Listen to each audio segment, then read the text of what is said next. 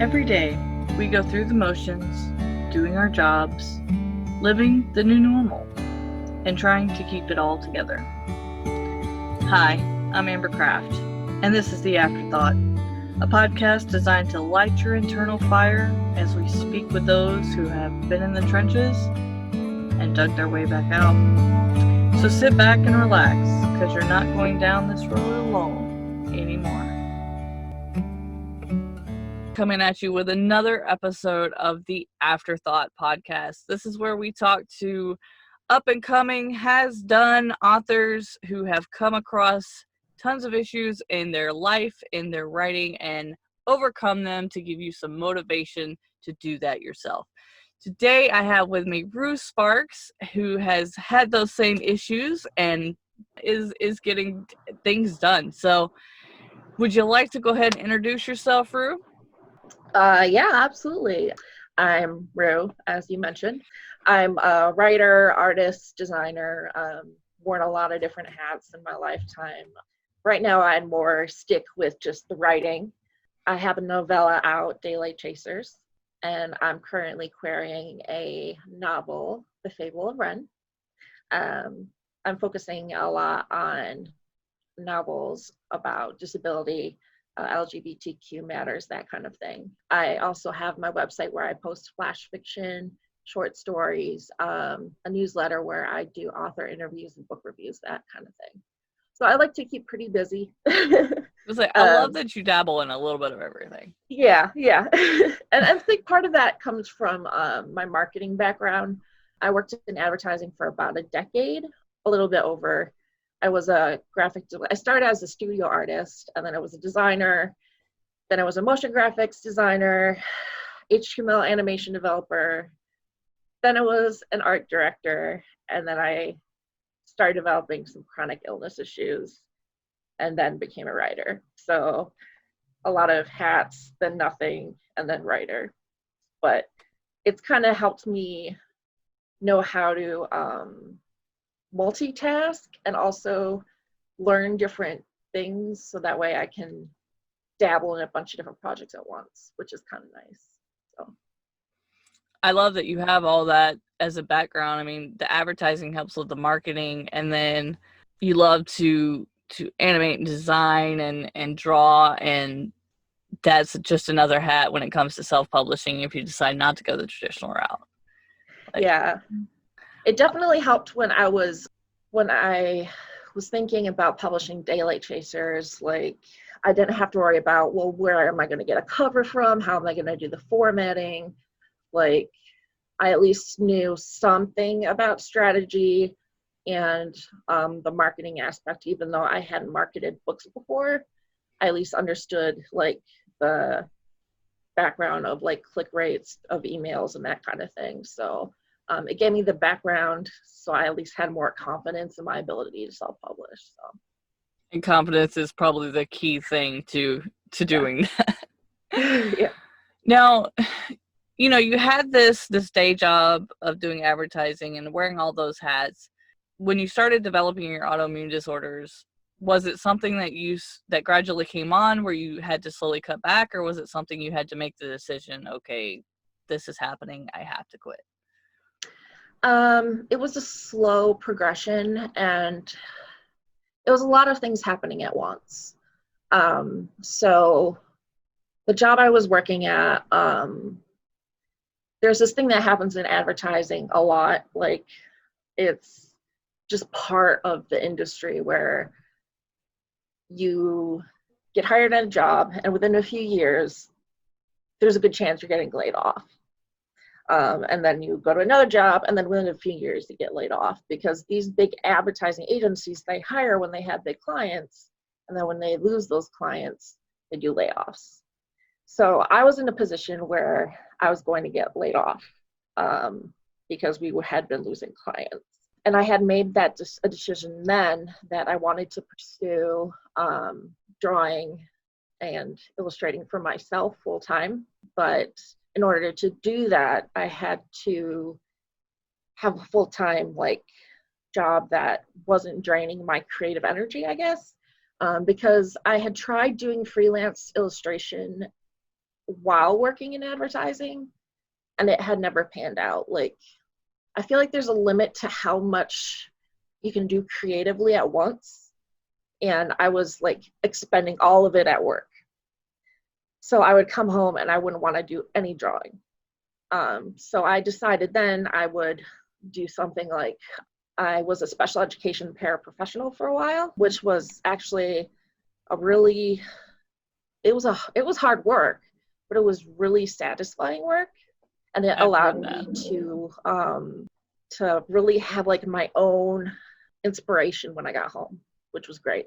But while that was happening, I started developing first what we thought was carpal tunnel.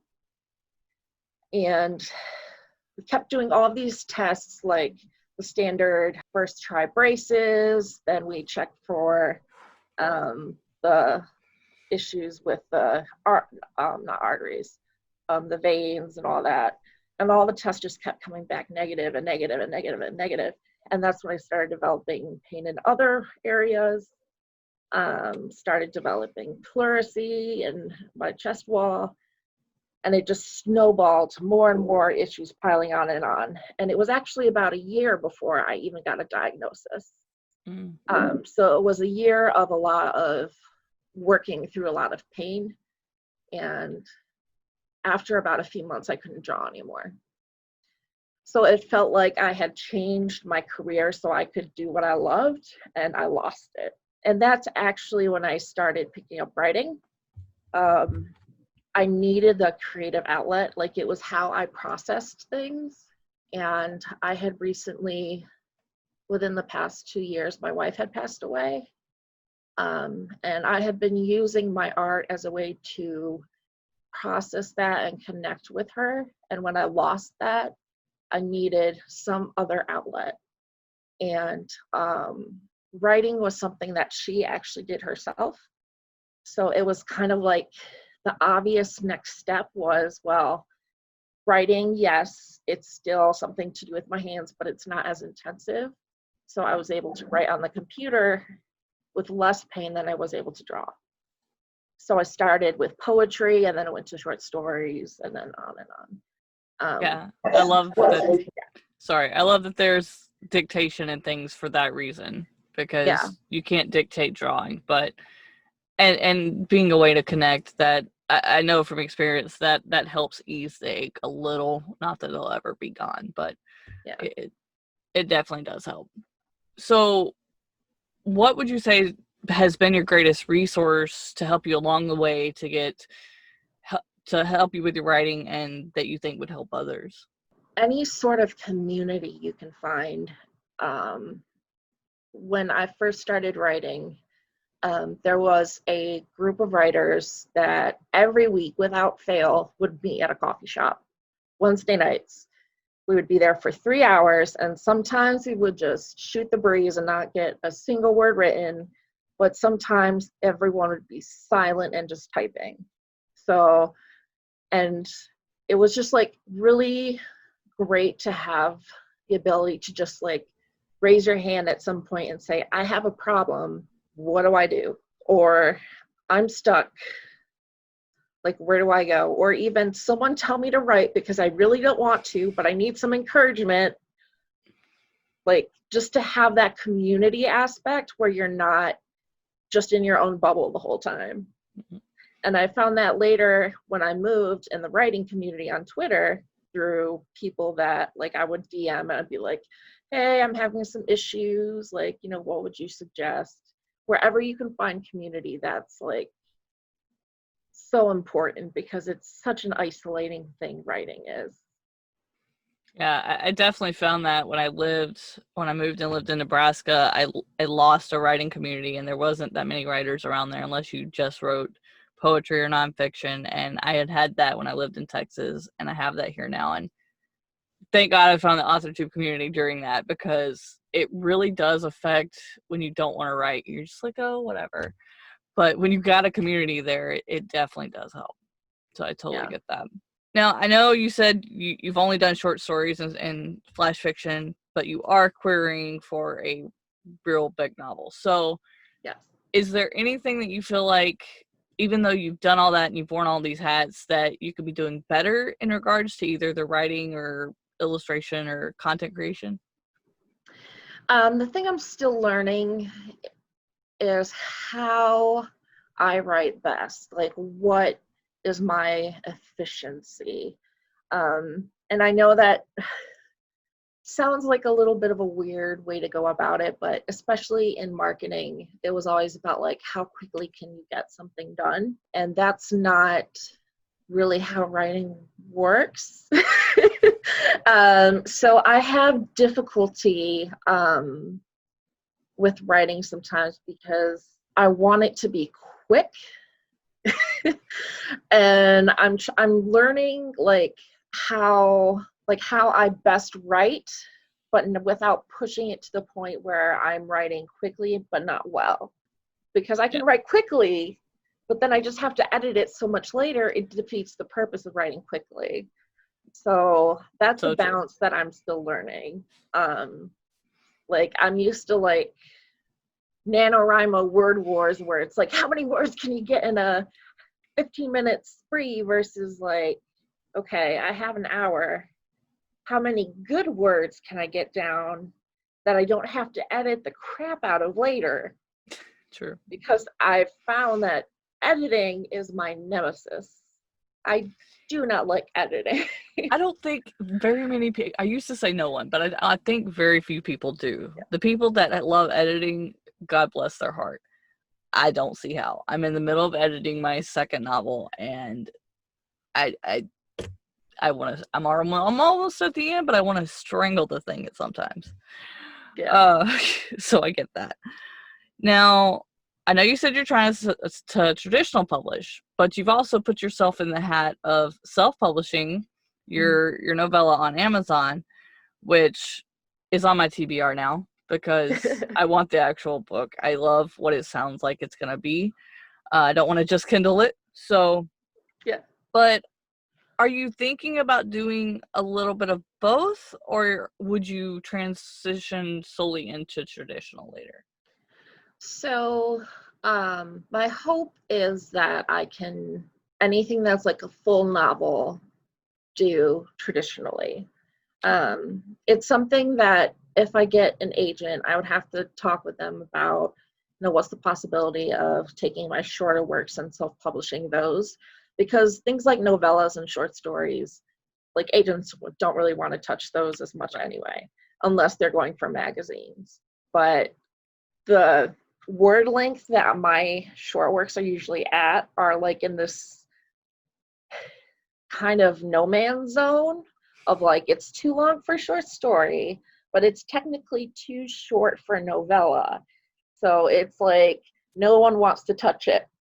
So I kind of am stuck self-publishing those particular pieces. So I'm hoping to be able to still continue doing a bit of both, keeping novels as traditional published and then things like Daylight Chasers as self-published. Okay. Yeah, I hear you when you say you're in the no man's land, because I write romantic, paranormal romance, and I'm above 100K, so I'm definitely not in that sweet zone or whatever they want you to be at, but I've cut as much as I could without cutting the story. It is just what it is. Yeah. So I definitely get that, being outside of that gatekeeper area they want you to be in. What do you feel like has been your greatest failure throughout your experience, or hiccup, that you were able to overcome and learn from to make you a better writer? I think it goes back to not understanding completely how I write best. When I started writing The Fable of Wren, I fully intended for it to be a short story. And I planned for it to be a short story. And I planned for it to be a very different story than what it ended up being. It was originally going to be just a little ditty that was going to be in a short story anthology. And it turned into like this very nuanced, vulnerable novel that is just like bearing my soul. So the problem was that when I went to do the content editing, I have learned since that I'm very much more on the planning side of the discovery writer versus the planning writer. So the problem that brings up is when I do the editing, I'm kind of lost. It's really overwhelming. Now, what that means is I end up with more drafts. My first draft was pretty short, and I think my second draft, I doubled my word count. Oh, wow. And this next draft, because of course I've decided after getting some agent feedback that I'm doing another draft. I never end drafting. I swear, like, I feel like I could continue working on a novel until like the day before it goes to print. I think that's common. Yeah. I'm adding more scenes, and it's because I didn't give myself the time or the ability to plan it the way I would have planned it had I known that's how I write. So that's something now that I'm writing my next novel, that I'm taking the time before I get too far into writing to, well, hey, now that I know this is how I write, I'm making a plan that gives me enough of a backbone that I can write it, but gives enough intrigue yet that I don't feel like it's already written in my head, like enough curiosity that I can still write it and not be bored. Yeah. So it's kind of just like learning as I go. It's like learning my own process kind of thing. So as you learn your process, what's the number one thing you wish you had known when you first started writing versus where you're at now? You know, I think it comes down to, I wish I'd known that there's a lot of opinions on how you should and shouldn't write, and no one has the correct answer for you. Very true. You can look at how to write books from bestsellers, classic authors, and many of them are going to have different answers to the same questions. And that's because for them, they have a different answer. It doesn't mean that answer is wrong for them. It means that answer may be different than it was for a different writer. And the unfortunate part of that is that you have to learn by doing. And that means practice and sitting down and writing when you don't feel like it and really putting in the work. But once you figured it out, it just becomes a lot easier. I think with creatives, that is why there's no one book to tell you how to do it and it works, because every creative, we're hardwired differently. Things work different ways for everybody, and there is no right or wrong way, written down blue cut way to make it work. Mm-hmm. Now you were talking about sitting, getting it done no matter how you feel, because you deal with all this autoimmune disorders. How do you overcome that on days where you know you need to write and you are just having a bad day? I think it depends on how I'm having a bad day. So I'm the type of person that has a tendency to not listen to what my body is telling me.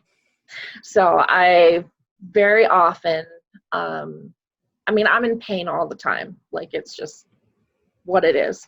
But there are levels. So I'm used to pushing it down and pushing it down and pushing it down. That's my norm. When I'm having a bad day, I actually have to be very careful, because the problem is if I push too far, then it will only make it worse. So I think there's an awareness that has to be there for anyone who has a chronic illness or even a mental illness of, like, I'm going to push myself to this point.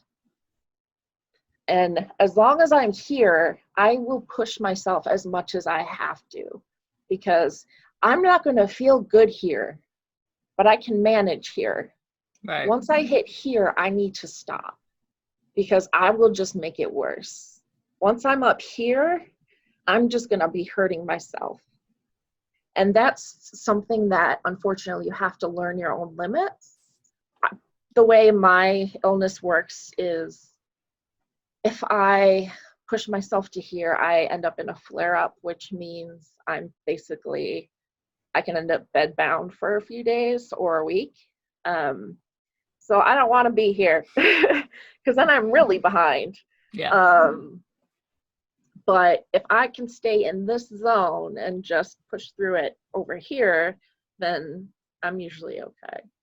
And it's a matter of remembering that I'm not going to have a day where I just feel good.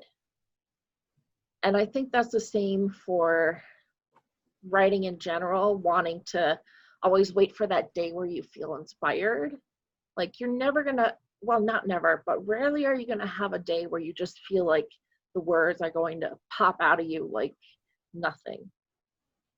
Yeah. You have to do it even when it doesn't feel great. And you'll get to the point where it does feel good because you're pushing through it. Like when I'm not feeling good and I start writing and I get into the zone, then I do start feeling great. Like I am able to push it down and feel, once I get going, feel all right doing it. But getting going, that's the hard part. Yeah.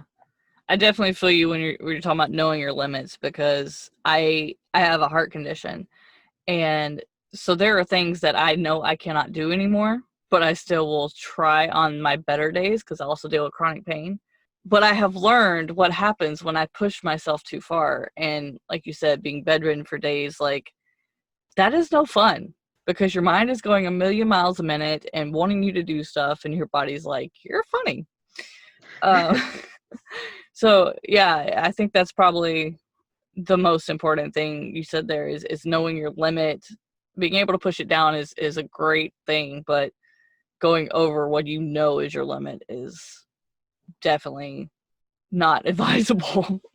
No, and it takes self-awareness. I think checking in with yourself consistently, getting into a habit of that, even when you're pushing things down, like I think it's like a very fine balance. Like How if much you is too much? like if every hour you think to yourself, okay, how am I feeling? And being honest with yourself. And then if you're good, think, okay, I can go another hour. And then deal with it for another hour. And then an hour later, you're like, okay, how am I doing? And if you're not doing great, you stop. Like, Now, do you ever suffer with, like, you're having one of your worst pain days, but you're still able to write, with dealing with, okay, I need to stop, but knowing you have other things to do, with like getting frustrated with yourself or mad that you didn't complete what you had to do? oh yeah. How do you deal with Oh yeah. that? It's it Because I know I deal with the that a lot, most so I want to see how you deal with it. it's the most frustrating feeling. So the only thing I found that helps is a trick that I learned when I was doing freelance while I was working. And that was when so I was working and then I would do freelance but I would only be able to take on so many projects at once. So if an opportunity came up that I really wanted to do and I had to say no to, I would just have to tell myself, it's not an opportunity if I just can't do it.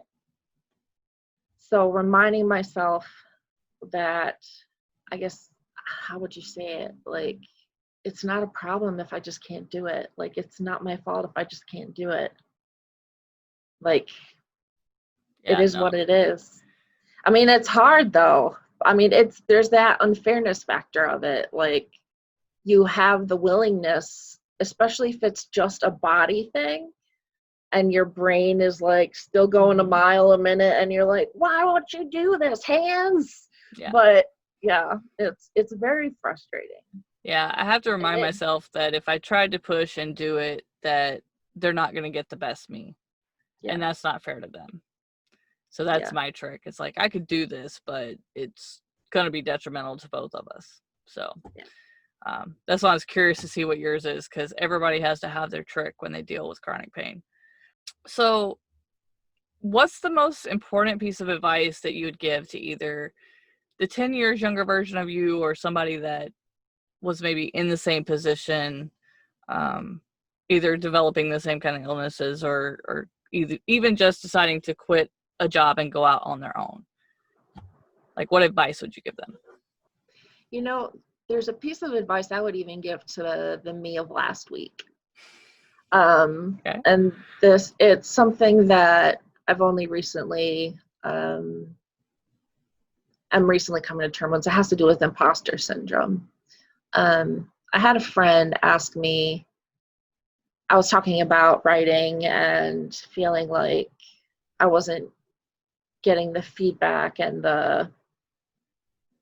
even though I feel like I shouldn't need it, I feel like I do need accolades, like in order to feel good about myself. And it's one of those things where everyone's like, you can't love anyone else until you love yourself. And it's like, that's great in theory, but I still feel like I need it. Mm-hmm. And they said to me, well, what could I possibly say that would make you believe me when I say you're doing a good job? Because I will always excuse away a compliment. Always like, they're just being nice, or they're my friend, or they just don't want to say anything mean. And it's to the point where there's not a single thing someone could say about, say, my writing that would make me believe they're not just being nice. And that's, I think, the detriment of imposter syndrome, is that there's nothing that someone else can say that will make the imposter syndrome go away. Like someone else can't take it from you. Right. You have to actually personally believe that you are meant to be there, that you deserve to be where you are. Very true. So I think, to my 10 years ago self, to my 5 years ago self, to my last week self, you worked your butt off to be where you are at right now. Like, stop pretending that you didn't work your butt off to be where you're at and don't deserve to be where you're at. And when someone gives you a compliment, take that compliment at face value. They may be being nice, but not everyone is that nice. Statistically, not everyone is that nice. Very true. Agents don't have to be nice. Like, random people on Facebook don't have to be nice. Like, trolls are out there. It's like a statistical anomaly for that many people to just be being nice. So, right. Yeah. And I think that goes a lot with, at least with traditional publishing, you have an author with an agent who will help champion you on and help you get to be the best you. But I think with self-publishing, that comes in, the imposter syndrome comes in more because you don't have that encouragement. So you are just relying on peers. So I think that's why that's imposter syndrome rears its ugly head a little more, because you're like, well, they're just being nice because they're trying to, they're trying to be my friend. They're trying to get me to help them, whatever. But yeah, I mean, I'm technically 4 books in, even though I've taken some out off Amazon, and I still struggle with that. So, and I've heard big authors say there's still other big authors that they still feel imposter syndrome with. So it never goes away. You just have to fight it and know that, be that badass self you are, and know that you're good and you're there, and everything you've learned in the past has made you better. Yeah. So I definitely hear that. Now, who's someone that's been like the most influential to your writing? I think it would have to be my late wife. If it wasn't for her love of writing and her encouragement when she was with me, I would write like comic scripts when I was still illustrating. I never got very far in any of them because I would always like get 5 pages in and I'm like, I'm going to start all over. So I would do that indefinitely. But she really instilled in me a love for fiction and storytelling and made me believe that I could tell a story, even if it was just through art. And through her own writing, kind of showed me the dedication it takes to complete something. Like, I remember so many times coming into the study and she would be like, look up at me and just put a finger up, like, let me finish the sentence. Let me finish this. And it was just that dedication of like, I'm hyper-focused, don't bother me, I'm getting this done. That was just like setting a great example.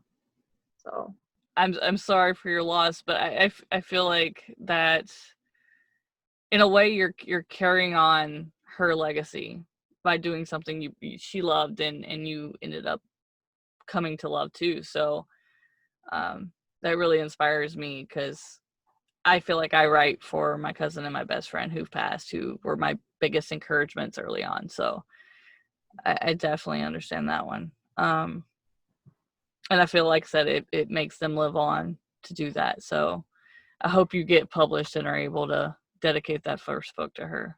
That would be amazing. Yeah. Now, what is, we talked about the imposter syndrome, but what is the biggest, I guess, misconception that you see in the writing community that you just wish you could debunk into extinction?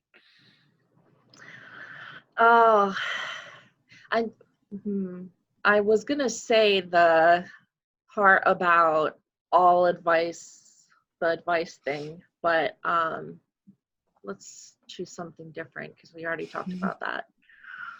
Just that pet peeve or something that you wish would just go away. Oh, well, okay. So a pet peeve, it kind of relates to the idea of the one way being the only way, but I also think the one genre or one trope or one viewpoint as the superior like way to write, that needs to die. Like, that just needs to go away.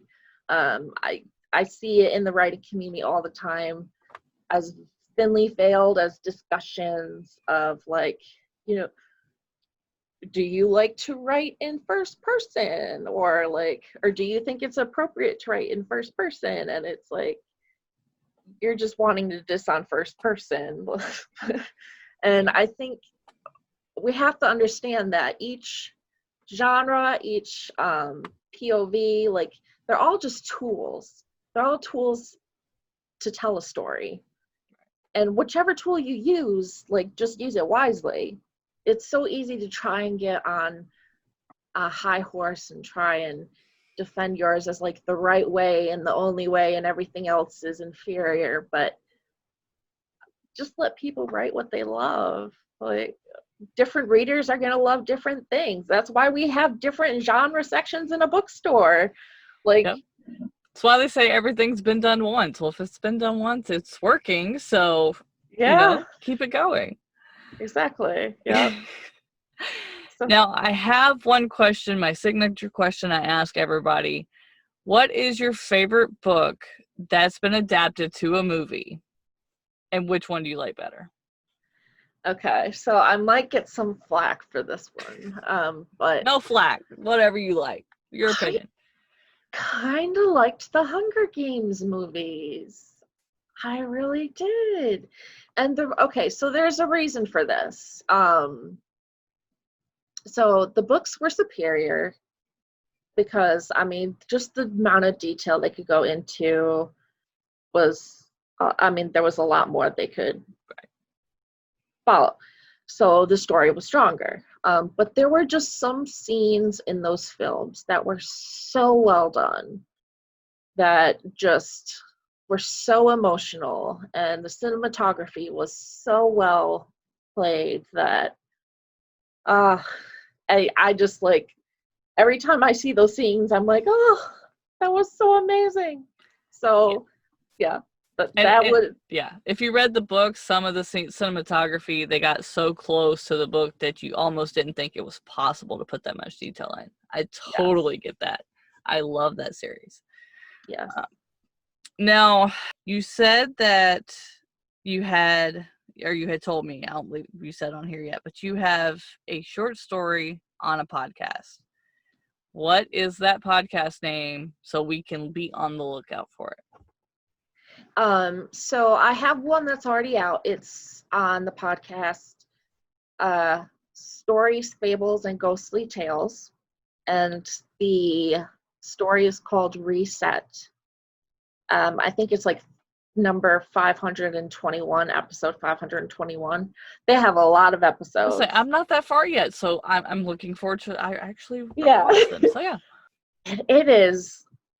He did a really good job. He's an amazing orator, and their production is really, really good. It really is. And they do like some really cool special effects in it that I was like, as someone who's done audio editing, I was like, this is so amazing. So, and there's also the Prismatica Magazine, which is coming out August 15th. They also do performances on podcasts, on their podcast of all the stories that were submitted. So I'm not sure when that one is going to be coming out, but if you watch the podcast, you should see that. The story is called Transdifferentiate. Ooh, I like that name. Yeah. I like that. So is there any other works that you have had come out on magazines, podcasts, anything else that we should be looking for?